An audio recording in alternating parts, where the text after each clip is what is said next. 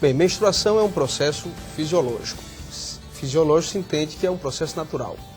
Então, a menstruação, ela advém do amadurecimento do sistema reprodutor feminino. A menina, já entrando na adolescência, ela passa por mudanças consideráveis nos hormônios do seu organismo. Isso é notável, a gente sabe, é evidente. E dentro, ele sofre modificações hormonais. Doutor, vamos entender melhor na prática como é que isso funciona? Eu vou convidar o senhor para se aproximar aqui do nosso monitor. Fique à vontade, pode se posicionar aqui. A gente tem uma imagem aí, como é que funciona tudo. O senhor pode ficar à vontade. Bem, aqui nós temos uma imagem do sistema reprodutor feminino. Aqui nós temos o útero, a vagina, na verdade o final da vagina, com o útero, o colo do útero, as trompas de falópio e os ovários. Então, a menstruação acontece quando nós temos o desenvolvimento hormonal produzido basicamente pelo cérebro e pelos hormônios produzidos no ovário, que determinam um aumento, uma proliferação dessa camada mais interna do útero, que é o endométrio. Então essa camada é essencial. Por quê? A partir da proliferação dessa camada, ela fica propícia, receptiva a receber o embrião. Então a menstruação nada mais é que o processo envolvido da não gravidez. Então quando a mulher engravida, ele se deposita o embrião aqui no endométrio. Se a mulher não engravida, o que é que acontece? Esse endométrio, essa camada interna do útero, descama e sai pela vagina em forma de menstruação. Doutor, existe uma idade certa para começar a menstruar, para menstruar pela primeira vez? A menstruação, a gente vem observando através das pesquisas que a idade ela vem regredindo. Então, antigamente, algumas décadas atrás, nós tínhamos uma idade da primeira menstruação, que a gente chama de menarca, que é o primeiro período menstrual, por volta dos 15, 16 anos. E agora nós temos as meninas com 11, 12 anos. Então é um processo que vem se adiantando, existem várias hipóteses, talvez os hábitos alimentares, a maior exposição ao ambiente de estímulo sexual. Então são várias causas que são aventadas, mas na prática a gente observa isso. Vem diminuindo a idade da primeira menstruação. Doutor, e quanto sangue a mulher perde durante o período menstrual? O sangramento ele pode variar. Então, nós temos mulheres que têm um sangramento discreto e tem mulheres que têm um sangramento muito volumoso. Não existe uma quantidade de sangramento correto. Existe sim os sangramentos anormalmente pequenos e aqueles anormalmente elevados, tanto no volume quanto na quantidade de dias. Então, o sangramento que causa uma depressão sanguínea importante, causando anemia, é um sangramento excessivo. Deve ser investigado. Ele começa por ali, não? E deve ser, A descamação desse endométrio causa o sangramento. Então, se nós temos uma descamação exagerada, com a perda sanguínea exagerada, é uma menstruação anormal. Doutor, e o sangue é sempre vermelho? Não, ele sofre modificações. O sangue ele é basicamente vermelho, mas a gente tem que observar que ele é de um processo descamativo. Então ele pode vir acompanhado de coágulos, e ele pode vir mais escurecido, e ele pode vir também um pouco mais claro. Isso vai depender do processo descamativo. Queria saber do senhor, se o senhor reafirmasse um pouquinho mais, quanto tempo dura o ciclo menstrual, que é uma dúvida de muita gente. Tá? Em média, o ciclo menstrual, aliás, você perguntou sobre o ciclo menstrual. Isso. O ciclo menstrual, ele dura em média 28 dias, mas isso não é uma obrigatoriedade. Nós temos mulheres que têm um ciclo que dura 31 dias e tem mulheres que duram 25 dias. Então, nós temos uma variedade enorme. Isso vai depender do padrão hormonal da mulher. O que nós não podemos ter são ciclos extremamente baixos, pequenos, que possam representar o fato de que ela não esteja ovulando adequadamente, ou ciclos extremamente alongados, que também pode representar distúrbios na ovulação. Porque é que a gente tem que perceber e entender que o ciclo menstrual ele é determinado pelo processo da ovulação. A mulher, para engravidar, ela precisa liberar um óvulo do ovário, para que ele espere o espermatozoide. E esse processo da ovulação ocorre sempre 14 dias antes da menstruação. Então, se a mulher tem 28 dias de intervalo, 14 dias antes ela ovulou. Se ela tem 30, ela passou 16 dias para ovular e 14 dias depois ela vai menstruar. esse intervalo de 14 dias entre a ovulação e a menstruação é fixo para qualquer mulher. O que vai variar entre uma mulher e outra, que tem ciclos diferentes, é da menstruação até a ovulação. Nós falamos agora há pouco em relação à cor. Eu queria saber do senhor se tem cheiro da menstruação. Existe um cheiro correto? O cheiro é um cheiro de sangue, né? É sui generis. A gente considera o cheiro do sangue é cheiro de sangue, é sui generis, é o cheiro dele. Então, a gente, alguns processos infecciosos, corrimentos, podem alterar o odor da menstruação e causar um cheiro desagradável. Mas, normalmente, não tem cheiro diferente de sangue. Doutor, e depois da primeira menstruação, o que muda no corpo da mulher? Elas param de crescer, é verdade isso? Não, isso não é verdade. A mulher, ela continua crescendo. Para você ter ideia, tem meninas que menstruam com 11 anos de idade. Todo mundo sabe que de 11 anos em diante a criança continua a crescer.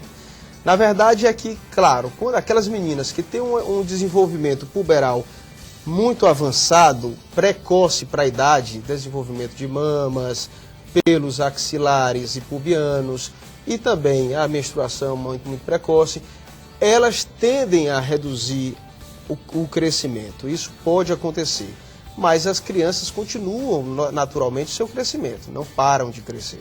Certo. E qual é o máximo para a mulher menstruar em relação à idade, doutor? A gente considera hoje que até 16 anos, quando a criança, a adolescente atingiu 16 anos e não menstruou, ela já está numa idade avançada e tem que ser investigado. Mas, em média, a gente já começa a investigação mais precoce. Em torno de 14 anos, se ela não tiver menstruada, a gente começa alguma investigação mais básica para saber se há algum distúrbio que determine a não menstruação. Ok, então, doutor, já a gente continua. Atraso de menstruação é sinal de gravidez, mas isso não quer dizer que todo atraso de menstruação seja um sinal de gravidez. Na verdade, o atraso é o sinal mais clássico. Desde a pré-história sabia-se que quando não menstruava, atrasava a menstruação, era sinal de que a mulher poderia estar grávida. Mas a gente sabe que as principais causas de atraso menstrual podem estar envolvidas em questões hormonais. Então a gente sabe que existe uma doença que é uma síndrome chamada síndrome dos ovários policísticos, que é uma alteração hormonal que causa uma anovulação, uma não ovulação crônica. Então a mulher não ovula e ela, por conseguinte, ela não menstrua.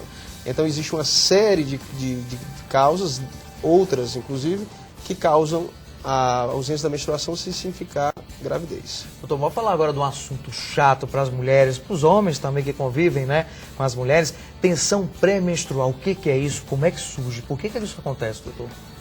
A tensão pré-menstrual é uma doença. Então, até 92 ela não era considerada doença. Só em 1992, ou seja, muito pouco tempo, ela foi aventada no rol das doenças da Organização Mundial de Saúde. Então, ela é uma síndrome. Na verdade, uma síndrome é um conjunto de sintomas. E são muitos sintomas. A TPM, ela já foram listados até 100 sintomas que podem estar relacionados com a TPM. Então, por ser tão variável, por ser uma doença com tantos sintomas, ela costuma ser um pouco desprezada pelo próprio paciente, pelo parceiro da paciente e até mesmo por alguns médicos, por desconhecimento profundo da doença. Então, é uma síndrome determinada por fatores que ainda estão em estudo para se descobrir a origem exata. Existem uma série de causas aventadas e as pesquisas que ocorrem nesse meio, elas são guiadas por essas hipóteses, pelas causas mais prováveis. Sei, doutor, eu queria saber do senhor se é normal sentir cólicas, dores antes e depois da menstruação. Cerca de 80% das mulheres, de todas as mulheres, elas sentem algum sintoma de TPM. Então, a grande maioria, na verdade a exceção, a minoria das mulheres, não sentem nada durante o período menstrual. Mas só cerca de 35% das pacientes produzem sintomas significativos que fazem com que elas diminuam a sua atividade de lazer, de trabalho, dificuldade no relacionamento conjugal, com familiares. Então, nesses 35% das pacientes que têm alteração significativa, a gente classifica como portadoras de síndrome da tensão pré-menstrual.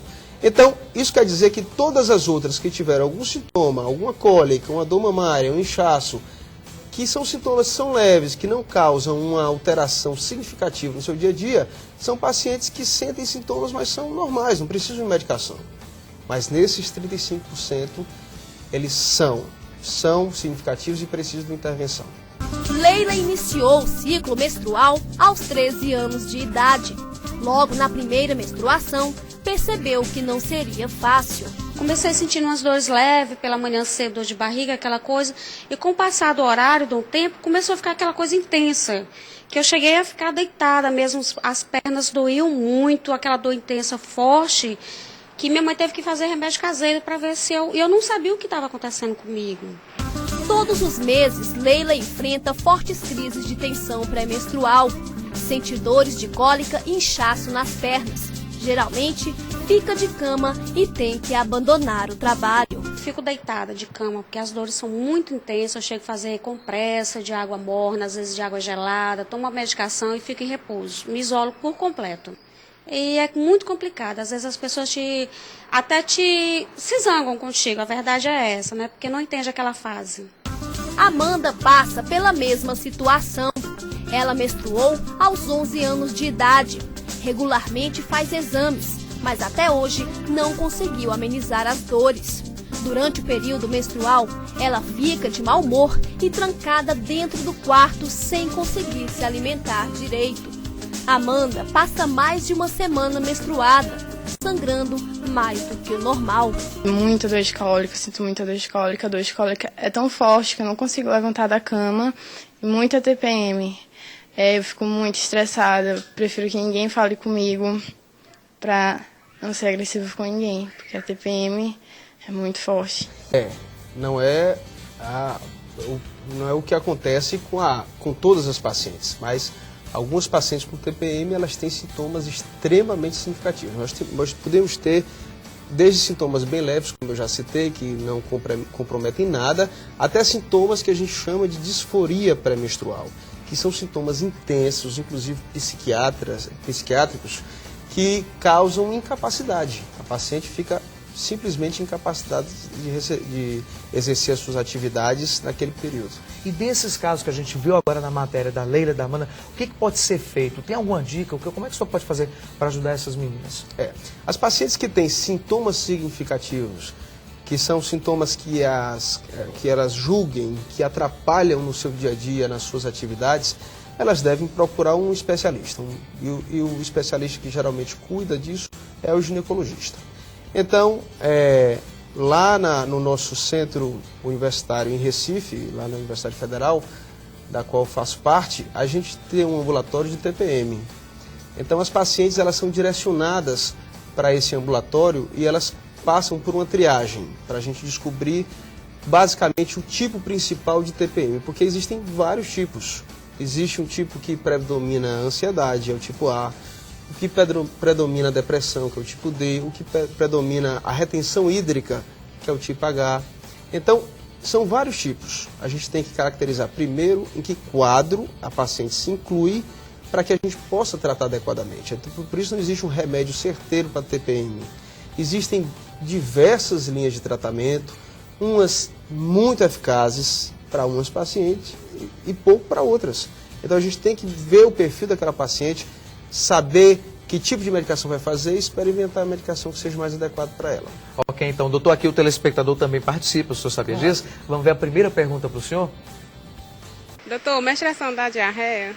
Então, doutor, esse sintoma, muitas mulheres reclamam disso, né? Pode dar diarreia? Pode sim. Na verdade, tanto a constipação quanto a diarreia. Então, a TPM é uma coisa interessante, que alguns sinais e sintomas que são aparentemente contraditórios, eles podem... tem paciente que tem diminuição do apetite, tem paciente que tem avidez por alimentos doces, salgados durante a tensão pré-menstrual. Durante a pesquisa, a gente fez um relatório que, na verdade, baseado no relatório canadense, o relatório PRISM, que é um calendário menstrual, que a paciente leva para casa e preenche diariamente com os sintomas e a intensidade desses, para que a gente possa comparar o efeito da droga de acordo com o período e a sintomatologia que ela pontuou. E nesse sintoma, a gente citou os principais 27 sintomas nesse calendário, os principais 27 sintomas de TPM. E dentre eles tem constipação, diarreia, avidez por alimentos doces, salgados, dor de cabeça, dor na mama, inchaço, diminuição do apetite sexual, da vontade de ter relação.